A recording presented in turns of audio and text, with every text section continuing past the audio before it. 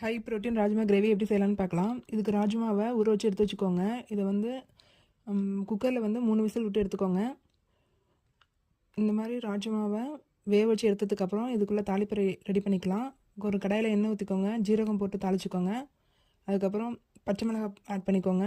பச்சை மிளகாய் நல்லா வாசனையாக ஆனதுக்கப்புறம் நம்ம இதில் வந்து வெங்காயம் ஆட் பண்ண போகிறோம். வெங்காயத்தை நல்லா வதக்கிக்கோங்க. வெங்காயம் வதங்கினதுக்கப்புறம் தேவையான மசாலா ஆட் பண்ணிக்கலாம். மிளகாத்தூள், மஞ்சத்தூள், உப்பு, மல்லித்தூள் எல்லாம் ஆட் பண்ணிக்கோங்க. இது எண்ணெயிலே நல்லா வதங்கி வர வரைக்கும் வெயிட் பண்ணுங்கள். இந்த மாதிரி வதங்கி வந்ததுக்கப்புறம் நம்ம தக்காளி வந்து பேஸ்ட் பண்ணி இதில் ஊற்ற போகிறோம். இதுக்கு வந்து ஒரு 3 தக்காளி அரைச்சி ஊற்றிக்கோங்க. இந்த மாதிரி அரைச்சி ஊற்றினதுக்கப்புறம் இதில் வந்து எண்ணெயிலே வேகிற வரைக்கும் கொஞ்சம் வெயிட் பண்ணுங்கள். இது நல்லா வெந்ததுக்கப்புறம் வேக வச்சுருக்க ராஜ்மாவை இதை ஆட் பண்ண போகிறோம். இந்த கிரேவி வந்து சப்பாத்தி, இட்லி, தோசை எல்லாத்துக்குமே நல்லா சைட் டிஷ்ஷு. ஜீரா ரைஸுக்கு இது வந்து நார்த் இந்தியனில் ரொம்ப ஃபேமஸான ஒரு ரெசிபி. இது ஹை ப்ரோட்டீன் ரிச் டால்.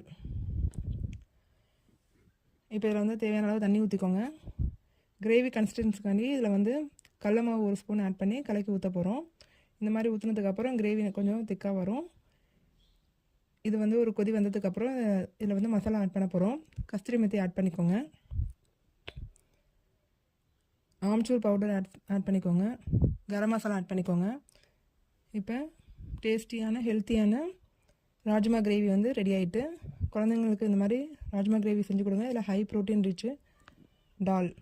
நார்த் இந்தியாவில் இது வந்து பஞ்சாப் ஸ்டைலில் செஞ்சுருக்கேன். இது ரொம்ப ஃபேமஸான டால். Okay guys, thank you.